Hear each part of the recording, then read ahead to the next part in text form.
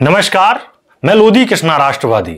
साथियों, बीते दिन मनुस्मृति यह पुस्तक फिर से चर्चाओं में रही। चर्चाओं का कारण क्या था, क्यों यह पुस्तक एक बार फिर से चर्चाओं में है? आप सभी जानते होंगे इस पुस्तक को, मनुस्मृति। कहीं ना कहीं आप जानते होंगे कि पिछले एक समय में इसी के अनुसार देश चलता था। मनुस्मृति इस बार चर्चाओं में क्यों है? क्योंकि दिल्ली यूनिवर्सिटी में जो लॉ के स्टूडेंट हैं, जो एलएलबी करना चाहते हैं, वो इस पुस्तक को पढ़ाने का प्रावधान बनाया जा रहा था साथियों। लेकिन डीयू में धर्मेंद्र प्रधान जो शिक्षा मंत्री हैं और कुलपति दोनों की आपस में बातचीत होने के बाद और यह मुद्दा धीरे धीरे जैसे ही गर्म हुआ, उसके बाद में इस पुस्तक को पढ़ाने का जो प्रस्ताव आया था उसको खारिज कर दिया गया है साथियों। दिल्ली यूनिवर्सिटी यानी लॉ यानी कानून के विषय में पढ़ने के लिए जो छात्र जाते हैं, इस पुस्तक को ही क्यों पढ़ें? ऐसा इस पुस्तक में क्या है? क्योंकि आप सभी जानते हैं कि इस पुस्तक में कहीं ना कहीं जो आज एक वर्ण व्यवस्था का जो हमारा भारत देश एक दंश झेल रहा है, वो इसी पुस्तक की देन माना जाता है साथियों। इस पुस्तक में जैसे आप जानते हैं, जो वर्ण व्यवस्था है कि मुख से ब्राह्मण और भुजाओं से क्षत्रिय और पेट से वैश्य और जांघों से शूद्र की उत्पत्ति मानी जाती है। इस प्रकार से कास्टिज्म जो सिस्टम है वो हमारे भारत में किस प्रकार फलीभूत हुआ। साथियों, कहना यह था कि एक समय में जब बुद्ध के अनुयायी बढ़ने लगे और बुद्ध की जो है चारों तरफ सभी दिशाओं में उनका गुणगान होने लगा, लोग उनको फॉलो करने लगे, तो ब्राह्मणों को यह देखा नहीं गया और उसके बाद एक ऐसी पुस्तक की रचना करने की आवश्यकता पड़ी, मनुस्मृति, जिसमें एक कास्टिज्म आया और उसके साथ में महिलाओं के साथ में अलग अलग प्रकार की किस प्रकार नीचे रखा जाए उसकी टिप्पणियां की गई। यह मानना है राजीव जो लिखते हैं अपनी पुस्तक में। साथियों, आज हम बात करेंगे कि इस पुस्तक में ऐसा क्या है। साथियों, रात में इस पुस्तक को जब पढ़ रहा था, जब दिल्ली यूनिवर्सिटी ने इसको निरस्त कर दिया है उनके कुलपति जी ने कि इस पुस्तक को नहीं पढ़ाया जाएगा। साथियों, मैंने भी पढ़ना चाहा कि इस पुस्तक में ऐसा क्या है, तो साथियों आपको हैरानी होगी इस पुस्तक में पढ़ करके। अगर आप इस पुस्तक का उच्चारण यदि पूरे परिवार को बैठा करके आप यदि इस पुस्तक को पढ़ना चाहें, तो जोर जोर से अगर आप सभी को सुनाना चाहें तो आप इसको नहीं पढ़ सकते।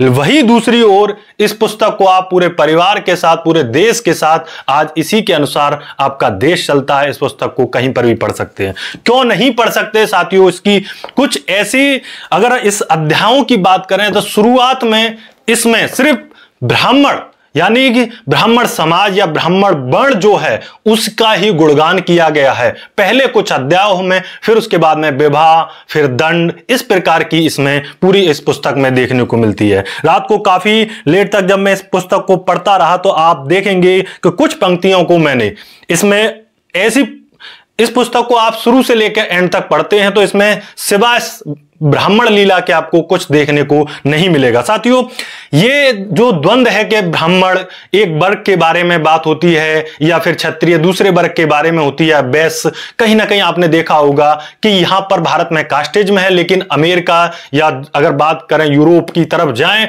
तो वहां पर पहले नस्ल के आधार पर यानी गोरा और काला के आधार पर भेदभाव होता था और संविधान ने, हमारे आर्टिकल 15 ने यह किया कि नस्ल, जाति, वर्ण या फिर लिंग के आधार पर भेदभाव नहीं किया जाएगा। क्यों इस चीज को समाप्त किया गया? क्योंकि आप समाज ने या इस देश ने इस चीज को झेला है और कहीं ना कहीं इसके पीछे जो आज की देश की व्यवस्था है, आज हमारा देश कहीं और होता अगर ये कास्टिज्म के चक्कर में ना फंसता।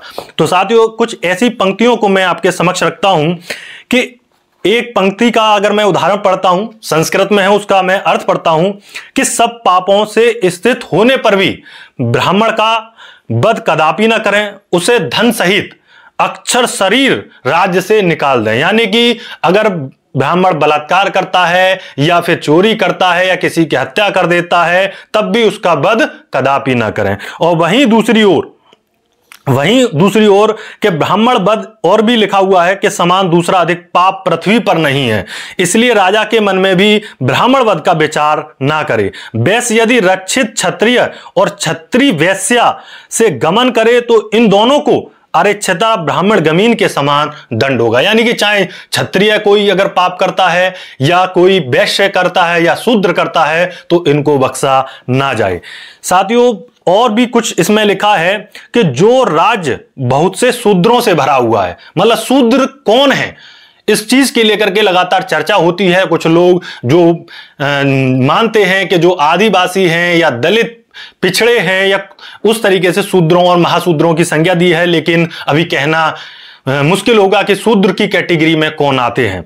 जो राज्य बहुत से शूद्रों से भरा या नास्तिकों से युक्त और ध्वज रहित होगा, ध्वज मतलब ब्राह्मण रहित होगा, वह सब देश अकाल और व्याधि से पीड़ित हो शीघ्र नष्ट हो जाता है। यानी उसमें अगर देश में अगर उस जगह पर इस जगह पर अगर ब्राह्मण ना हो तो वहां पर वो अकाल से पीड़ित होगा, वो नष्ट हो जाएगा। कुछ ऐसी चीजें लिखी हुई हैं और आपको और भी कई ऐसी पंक्तियों को आपको समझाते हैं कि यदि शूद्र रक्षित आरक्षित जाति की स्त्री से भोग करे तो आरक्षिता स्त्री के साथ भोग करने से उसे मूत्र रहित कर दे और रक्षित स्त्री के साथ गमन करने से उसे सर्वस्व हरण का प्राणवध का दंड दे। यानी कि अगर क्षत्रिय वैश्य और यदि वैश्य या शूद्र अगर किसी पराई स्त्री के साथ में भी गमन करता है या संभोग करता है तो उसको प्राण दंड दें, लेकिन अगर यदि ब्राह्मण करता है तो ऐसा